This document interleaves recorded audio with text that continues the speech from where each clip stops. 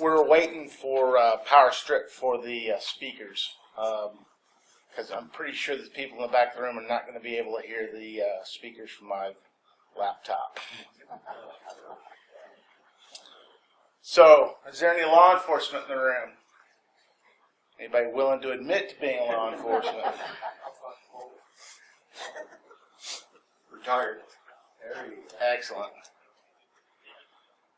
So I'll start off by saying this. I would like to dedicate my presentation to the U.S. Department of Transportation and the Kentucky Department of Transportation for a lovely tour of this county. Left lane, huh? Yes. I was wondering how far to Elizabethtown they were going to take me. Well, we'll go ahead and get into this, and then hopefully the power strip will arrive by the time for the first video. My name is Richard Starnes. I'm the Chief Information Security Officer for the Kentucky Health Cooperative. I am also a part-time investigator for the Franklin County Sheriff's Office. I put these up here simply for the fact of I listen to these speakers all the time, and I'm like, do these guys actually have any basis for knowing what they're talking about? So that's why it's up here. Master's degree from Royal Holloway, University of London. I've done a fair amount of lecturing. I've collected 5 continents. I don't think I'll get to all 7 because I don't think we're going to have any Infosec conferences in Antarctica. You can laugh because I'm funny. There you go. It's warming up. This is a tough room. I'll be here all week. Don't forget to tip your waiters and waitresses. I've sat on 2 Interpol committees. I've worked with Scotland Yard. That's enough of patting myself on the back. And by the way, yes, that is an old picture. Unfortunately, Agent Nord has been called away on short notice on a special duty assignment, so he will not be with us today. That's not his picture. No. That is the most famous Secret Service agent I could think of. He didn't want his picture posted for obvious reasons. Yes, Jim West from Wild Wild West. Yes, we have the wondrous orange power cord. Oh. Thank you. Let's do this. Now, if we can only figure out amongst all these wires where the power flow. There we go. Excellent. Thank you very much. No problem. We have a light.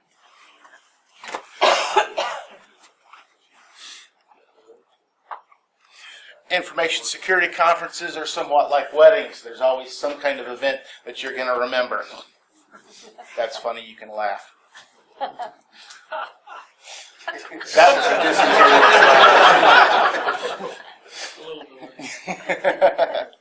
Okay. Who has been the victim of identity theft? It's not just Ma and Pa Kettle.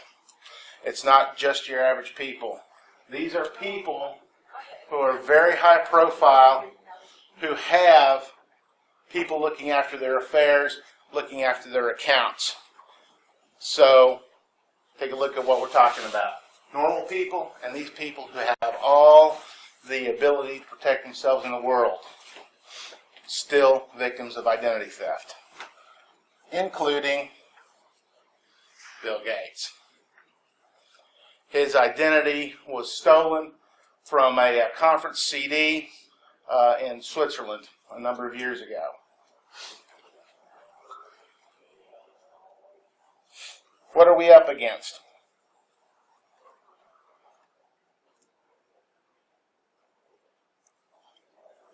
If this doesn't play, I'm going to be upset. It's not going to play.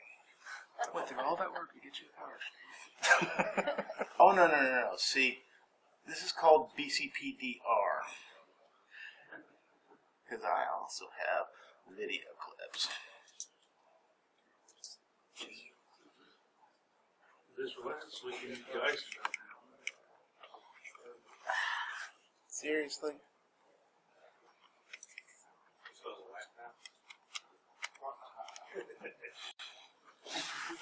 You can if you like. Is there some percussion maintenance on that lap?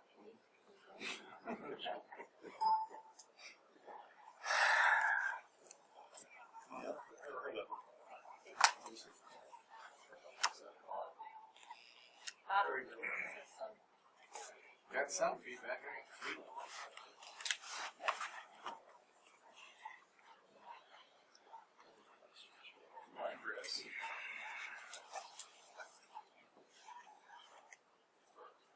I don't know what the deal is. Knox probably turned down. I checked that. It's turned up everywhere.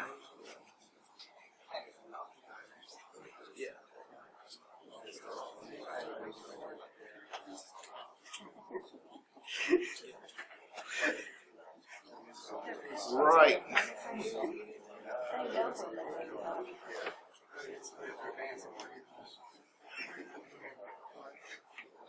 Well, never mind. We're not going to play that video clip.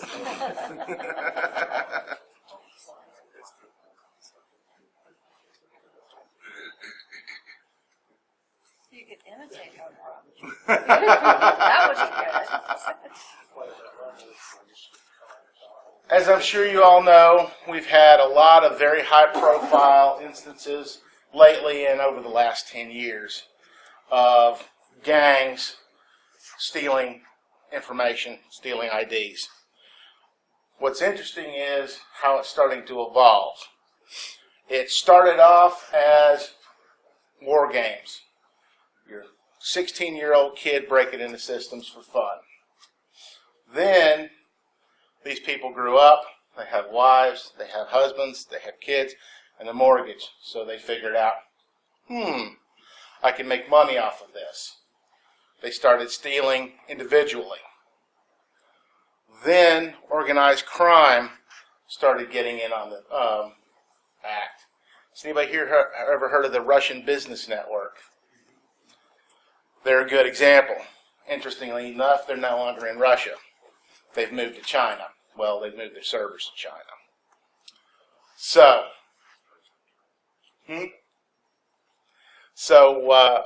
now what we have is another development that's coming along that's quite interesting. The organized crime got into it, then the drug syndicates started seeing it, and the gangs, particularly West Coast. They started seeing that they can get into identity theft very cheaply, and when you've got one guy standing up there having stole 10,000 identities in front of a federal judge, and the guy before him had just imported 200 kilograms of cocaine, it's going to make the other one look nothing. So what you've got is they've got low entry into it, low consequences, and very low chance of getting caught.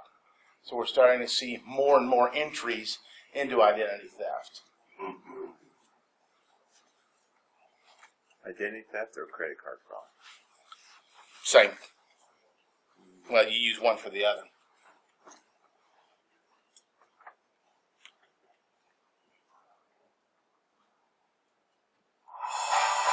There we go.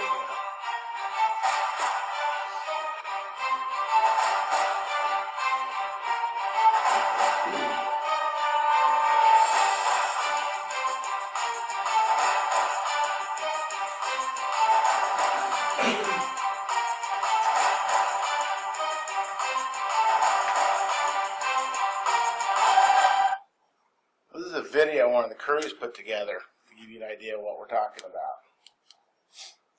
They are organized in the extreme. They've gotten to the point where they have diversified into different silos. Groups that do the penetration, groups that do the credit card side, groups that do the identity theft side, groups that do zero-day hacking. They sell those, and they're getting to the point of sole source. So if I'm an identity theft person and I want to get them from hackers, the hackers will say, sole source, we'll give you the information for 30 days, sole source, here's the price. we'll give the information for 30 days, but we sell it on to other people as well. So they're getting down to that level of organization and commercialism.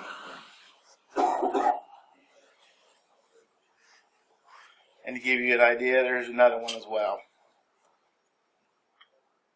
Well, never mind. The video gods do not like me today. One of the things that's kind of interesting that's come up nowadays is eBay. The eBay of drugs, the eBay of identity theft, the eBay of credit card numbers. A number of these sites have popped up on the internet. And they will literally sell, if it's illegal, they'll sell it. Drugs, prostitution, credit cards, numbers, identities, you name it, they'll sell it. And here's another one. This is probably the more famous ones. Anybody ever heard of Silk Road? They pop them up, and law enforcement shuts them down. They probably get quite a kick out of taking over their websites and putting these up. I know I would. But they're very proactive, but this is very much a game of whack-a-mole. You get one crew, then you go to another crew. By the time you're to the third crew, the first crew is out of jail. The other problem that we run into from a law enforcement standpoint is there are a number of countries, and I'm not going to point out any particular ones, Russia, that we don't have extradition treaties with. So these guys can operate almost without impunity in those countries, and we can't do a whole lot about it. We can shut them down, we can do international warrants for them, and if perchance they should stray outside the borders of that country and into a country where we have an ability to extradite them, then that's what will happen. There's been a couple of instances where the U.S. Department of Justice has gotten somewhat clever in their thinking. One particular hacker was sent an invitation to speak at a conference in Germany. All expenses paid. The only problem was he didn't bother to check out the conference too closely because the conference didn't exist. And they routed him through the United Kingdom, where we have a very good extradition treaty. He landed. There was a problem with the plane. He got off the plane to find Scotland Yard's finest waiting to make his acquaintance, and he was subsequently extradited to the United States and convicted. So, what kind of tools do these guys use? Fishing and spear fishing. This is the biggest one they're using nowadays. Unfortunately, what they're doing, particularly with spear fishing, is they're going up onto places like LinkedIn and they're researching the people that they're after. And they're not after the CIOs, they're not after the CISOs. Who do you think they're after? Salespeople. Who else? Financial. Admins. Biggest target for them is systems administrators, because systems administrators have the access. Most companies, particularly if their security guys or lady is on top of things, the executives don't have access to much. Our CEO does not have access to our server room. She just doesn't need it. She doesn't have access to the vast majority of our infrastructure. She doesn't need it. As do the entire list of our VPs, including our CIO. Dumpster diving. This is an oldie but a goodie. It was very, very popular in the 70s and the 80s, and everybody got wise to it. What was happening is you would have things like telephone exchanges, where they would be ripping out the old gear, putting in the new gear, and they would throw away the gear, and they would also throw away the manuals. And the manuals usually had the technicians notes in them, including accounts and passwords, which, guess what they did when they installed the new gear? They used the same thing. Now, you may think that that's not a problem anymore, right? Shredded it. Is that good? No. Why is it not good? Let me put it back together. This is a sheet from the Iranian embassy where they had shredded all the classified documents. They brought in thousands of students and put them to work piecing all of these documents back. Now, if you have a cross-cut shredder, you're all right, because you're not putting that stuff back together again. How about burn bags or burn bins? Anybody have those? Okay. Well, those are just disposable bins. Those are just bins where you put in your stuff and a company comes away and burns it or shreds it. Now, bear in mind that the security of that is directly dependent upon what? The security of the vendor. I did an audit one time, very long time ago. The company had a very good BCPDR plan. They would back up all their tapes, and they would send them to an off-site storage facility. They hired a security company to do that. When we did an audit, what we found was a portion of the time, the security company didn't have personnel in the vans to pick the tapes up and deliver them. So they would call up a local taxi firm and have a taxi driver come pick the tapes up and take them to a secured site. Needless to say, that's not good. Pretexting. Everybody knows what pretexting is. Hi, I'm looking at you for a job. I need to get some particulars from you. That's just one way. Somebody sends you a text. You're not necessarily who it's from, but you think it's one of your work colleagues, asking you a couple of questions. These are how these things start. Obviously, hacking is a big thing right now. Anybody having fun with shell shock right now? One thing that it didn't occur to us, because we don't generally handle that side of the business, is a lot of the IP-based phones are, guess what? They're Linux-based. And some of them do run bash.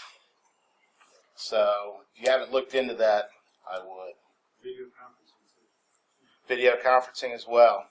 There's a lot of stuff out there that you don't think about it, but it's got Linux embedded operating system. And the question is, how much of it did they strip out and how much of it did they leave in? So check your vendors on that kind of stuff.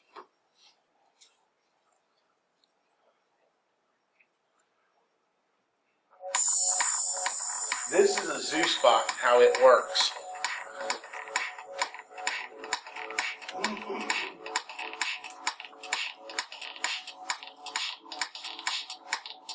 Anybody ever here gotten to play with a bot before?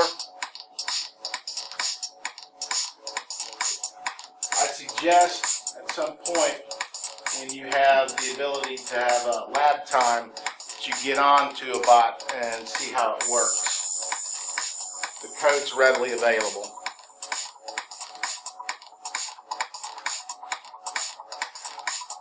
So he's getting onto the Zeus bot right now.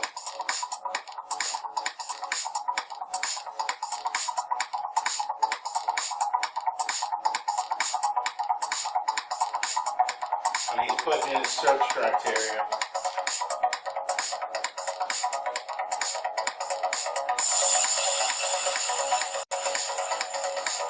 He's going through looking for accounts and passwords to see bots farmed off of a victim server.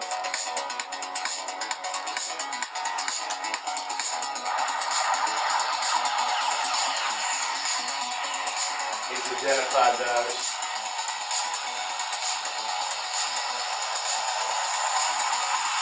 Now, what's the problem with a lot of people and their accounts and their passwords from a personal standpoint? They all use the same thing, right?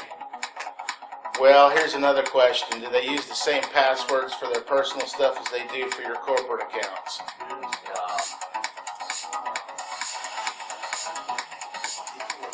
Another thing for PIN codes. What is a high probability somebody's PIN code's going to be? What? Birthday? Another one? Last 4 digits of their social security number. I had a lady one time. She got her card stolen, and she said, I had no idea how they got into my bank account.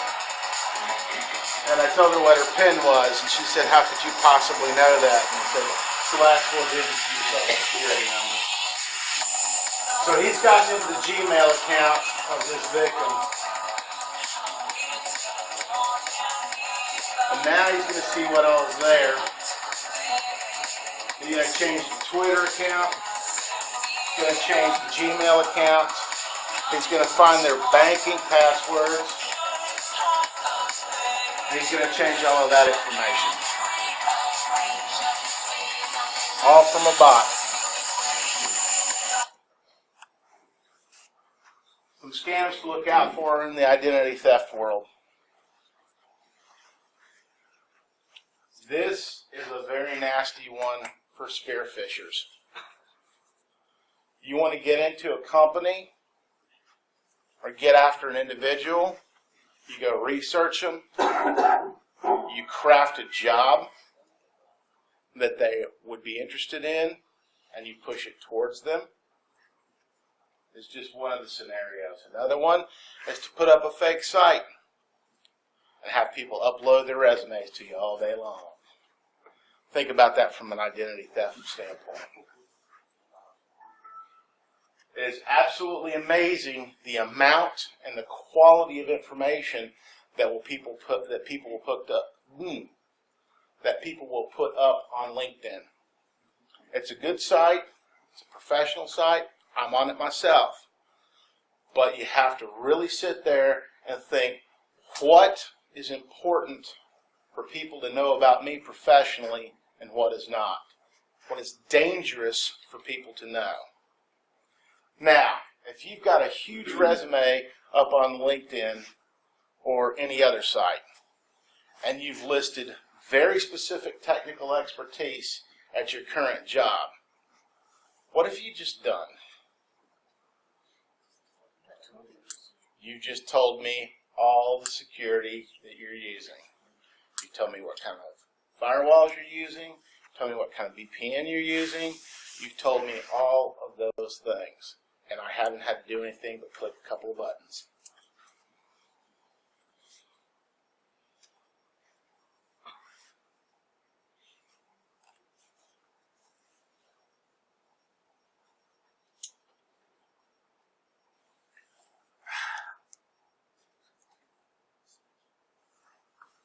There we go. This is just phishing using SMS. It's just the next iteration of it.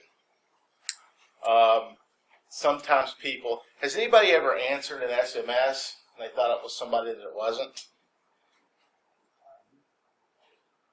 Am I the only one in the room that's done that? You don't have like 4 Richards in your contacts? So that's one thing.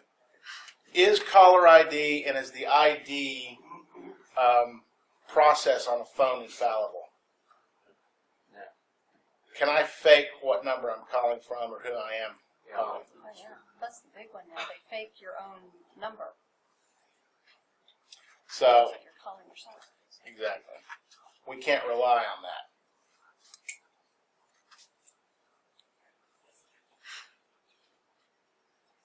Wireless hacking. This is one of my personal favorite videos. You guys are going to love this.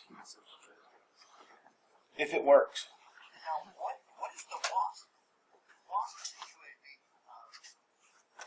You decided before driving this sort of like wanted to try Can you hear it?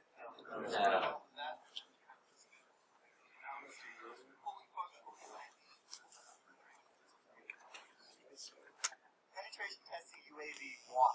What, I mean, The speakers aren't just working. It's a Wi-Fi aerial surveillance platform designed for information gathering.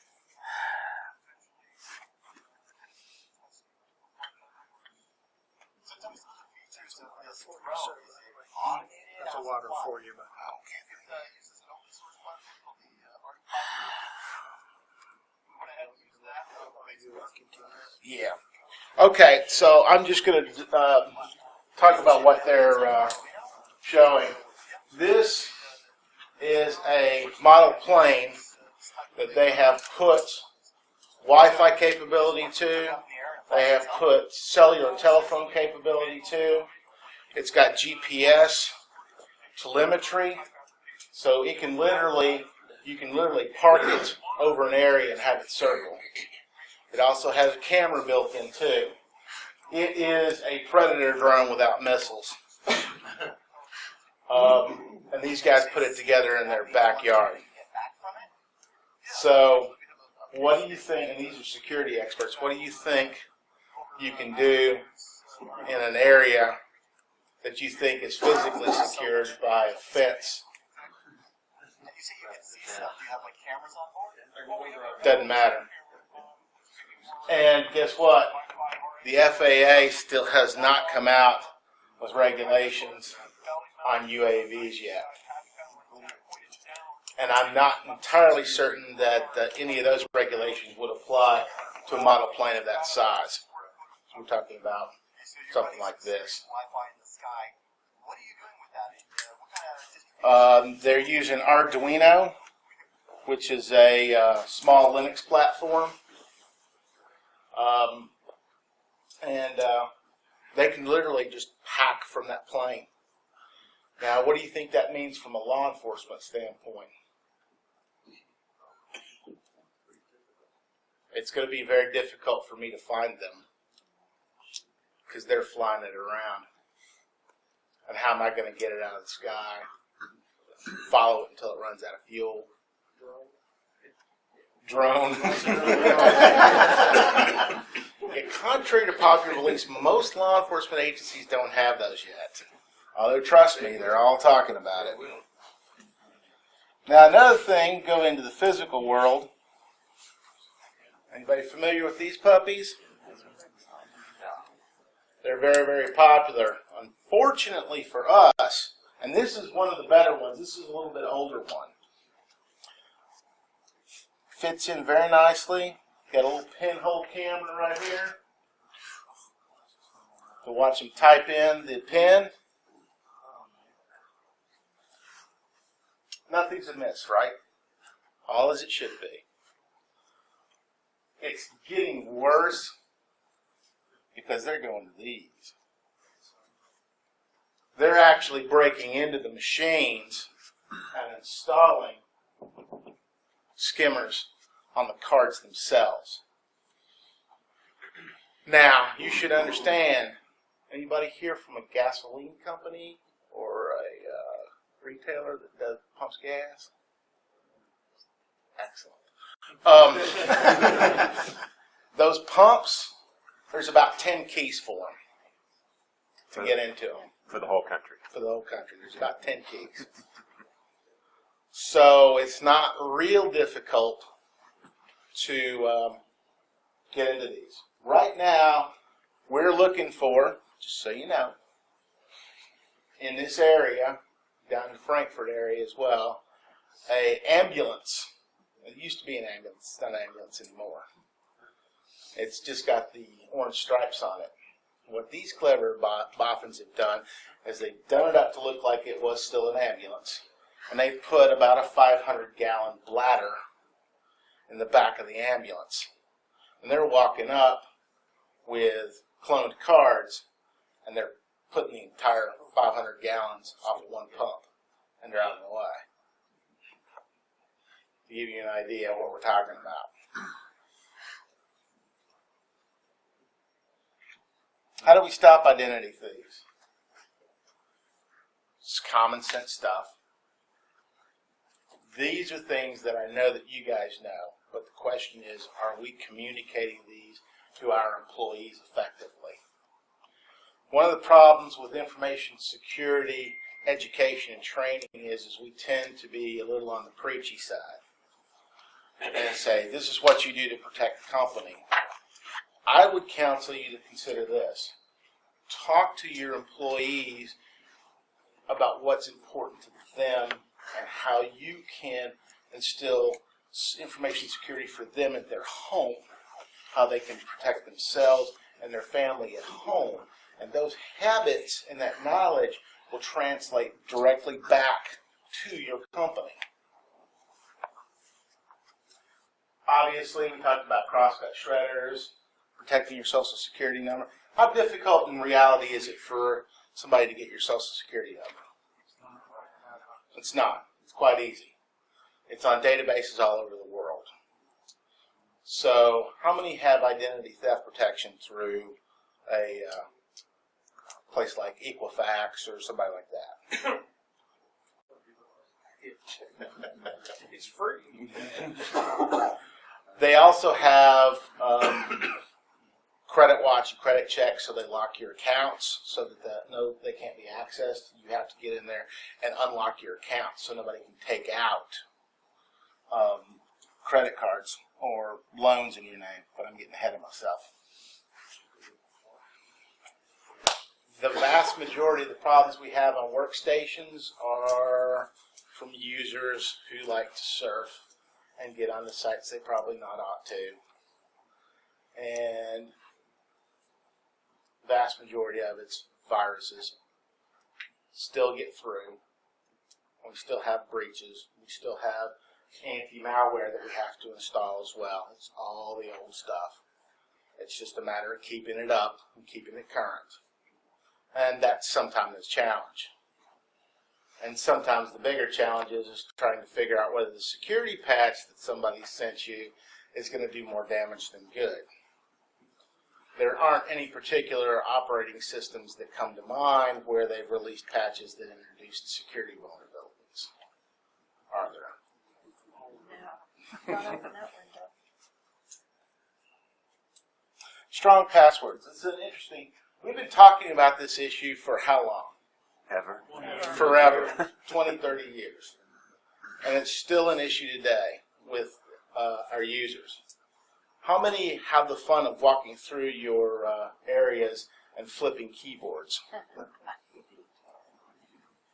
Still find Post-it notes, right? The only way to do it is through user education. And they're still going to do it anyway. They're still going to, even if they do write a strong password, they're probably still going to put it in their wallet. And there's enough information in somebody's wallet for me to break into somebody's computer.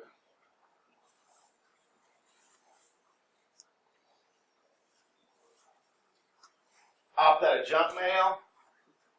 Stop telemarketers.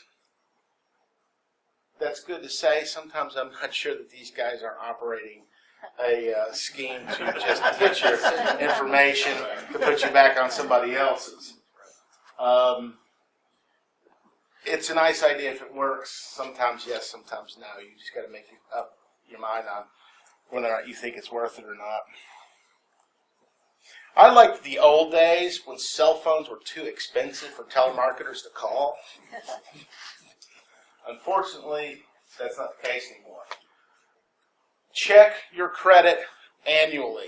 It is by federal law that the 3 credit reporting agencies must give you a free credit report once a year. Now, that's not going to include your FICO score, but it will give you an idea of whether or not your credit should be roughly where you think it ought to be. And will give you an idea of who is running credit checks against you. If you've got any errors, report them, dispute them. One little trick about this thing you should note, there will be inducements for you to buy their services or to up what they're getting by paying. You don't have to do that. To get that free credit report, you don't have to pay for it at all.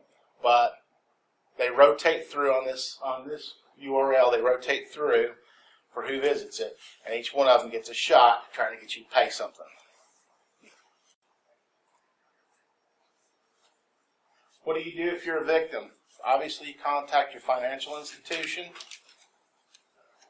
You may or may not close your accounts. Usually, if you contact your financial institution, the financial institution will automatically close your account and move you to, when I say close it, I mean close that number out and move it to another account for their protection as well as yours. Financial institutions and credit card companies have gotten a lot better about dealing with identity theft. Do they have a perfect system yet? By no means do they have a perfect system, but it is a lot better. We, at the beginning of the identity theft craze and the credit card theft craze, had it to the point where people were actually, marriages were breaking up because of these kinds of criminal assaults. People were actually committing suicide because they had gotten into such a rate and they had everybody coming after them. So that's gotten a lot better. These are your three major credit reporting agencies: Equifax, Experian, and TransUnion. Notify law enforcement.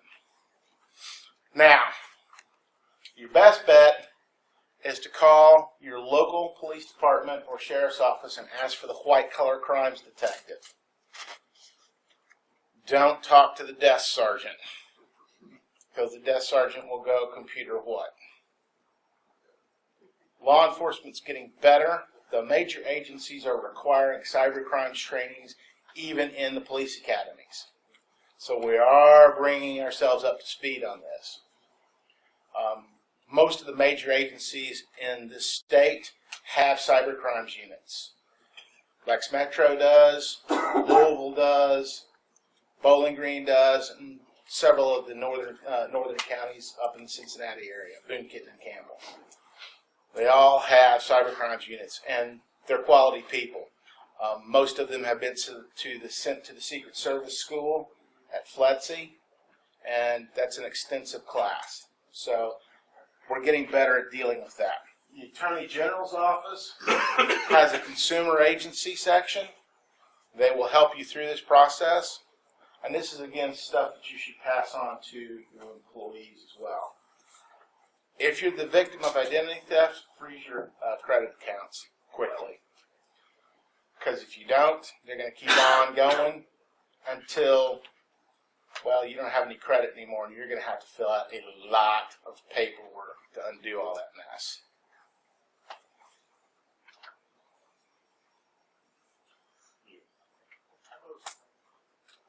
When it's done, freeze the thaw, talk to your credit reporting agency, make sure that they've got the right identifications for you, make sure they have the right information about you, because sometimes they're good enough to get your information changed.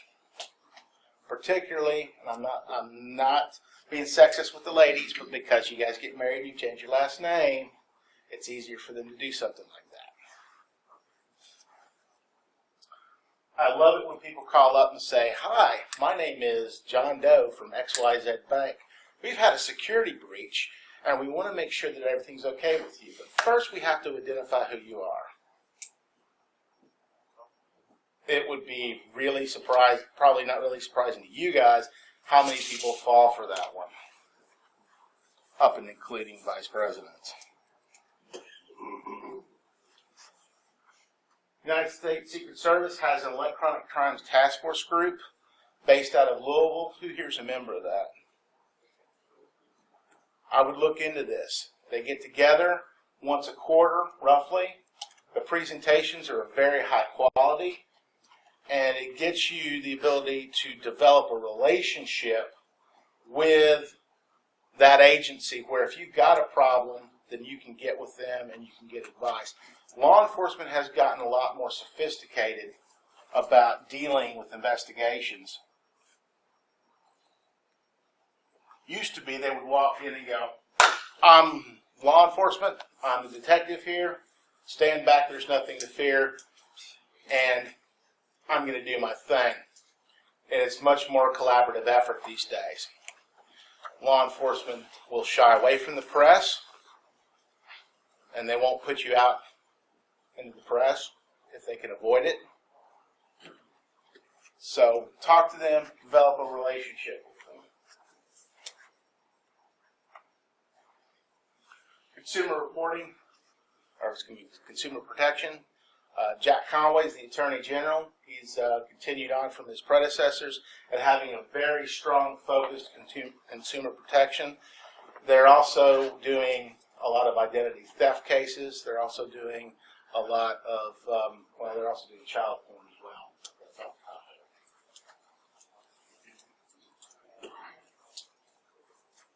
Any questions?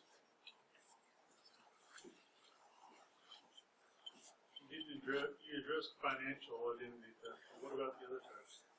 Medical, all that. What they're doing a lot of the times is they're simply using the medical records to garner information for the identity theft. In some cases, they're using for Medicaid, Medicare fraud, and we're starting to see a little bit more of that, but mostly they're using the medical records as just another means of procuring credit and debit cards and things like that. That's why they're going after the medical records. There's probably not any more sinister reason than that I'm aware of. Does anybody else have any different information? Any more questions? What do you think they're going to be doing education is always our first platform. But what about controls? Are they going to go into some kind of mutual authentication type realm where I authenticate you, you authenticate me, and now we can talk? Is that just out of this world? Am I crazy thinking? The vast majority of how we're going to start to wind up doing authentication is going to be through the phone. It's going to be pins transmitted over the phone, and then you write them back in. The only problem with that is the phones are vulnerable too. Yeah. And we're starting to see phone viruses and phone malware. What? Linux can be broken? Yes, Linux can be broken. And for your Mac users, yes, that can be broken too. I know that's sacrilege to say, but there's no. I am operating system agnostic. Well, if it's a game of numbers, Mac's infinitely more safer. Well, that's true, because Mac's got a significantly smaller portion of the PC market. Now, And of the virus market. of the phone market, it's a different story. And they will start, the OS for the iPhones is being actively targeted, along with Android. Those are going to be being actively targeted, and we will wind up having significant security breaches as a result of that. Think about how much corporate information. Who has a personal cell phone that they use for their company business? One of the big vogue things nowadays is companies don't want to buy the phones, so they give you $50, $100, $150, whatever bucks a month to let them use your phone. What's that mean? That means you've got a lot of corporate information on your phone. Now, that's bad from a corporate security standpoint for two reasons. One is somebody may hack your phone and give that information out. What's the other problem with it? You still have their data. Who said that? If you leave that company, you still have their corporate data. Absolutely. You're going to wind up keeping that. Now, some companies say that they have the right to blank your phone. Now, do you think that's going to lead into some possible legal areas at some point? Yeah, it will. Particularly if you have a hostile firing. Depends on what you sign when you put the corporate data on your phone. You can sign a stack of paperwork that tall that keep you from getting sued. You can sue for any reason and get sued, and then you still have to pay the attorneys, and then you still have the PR you have to deal with. So, any other questions? So, okay, I've seen like a little advertisement or whatever for this. You know, it's an app you can get on your phone that, it'll tell you, like a heat sensor thing. So if you're in line behind somebody else, you can pick up their pen and tap, on the keypad had a big spiel, it went like wildfire, I guess, out on Facebook. Prevent people from getting your pin on, when you're doing a debit transaction, put your fingers here. It's like, there's something about the heat sensing from. It's hard. There's hardware required. It's a FLIR add-on to the iPhone, Okay. and so they pick up the heat signature off the keypad. So so one of the techniques that said it after you put your pin in is lay your fingers on across the keys, so they're all hot. Sneeze on the keyboard. I worked on my mother-in-law. Have you got, It's a $400 device that anybody got an iPhone 6 or a 6 Plus? Yeah. Anybody got a 6 yet? Guess what? Those thumbprint scanners, they still got the same vulnerability as the 5 does. Yeah. If I want to get past your thumbprint scanner, all I got to do is put a piece of Scotch tape on it and then rub my thumb over it. I'm in your phone. Yeah.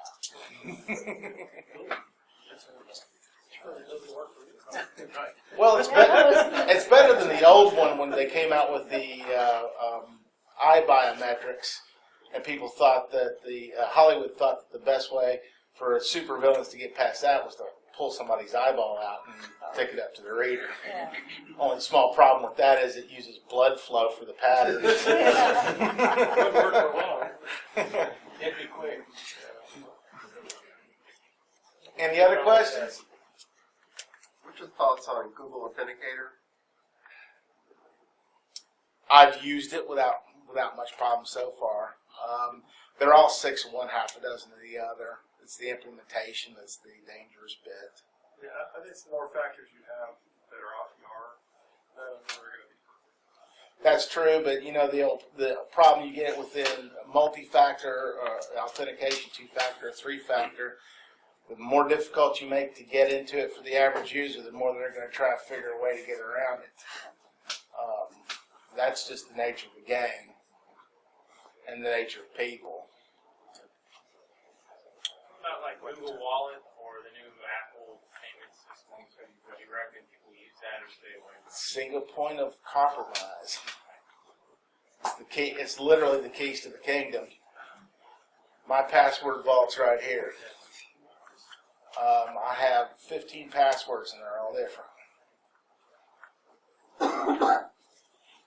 That doesn't mean I don't have to have my administrator change them once in a while because I am almost 50.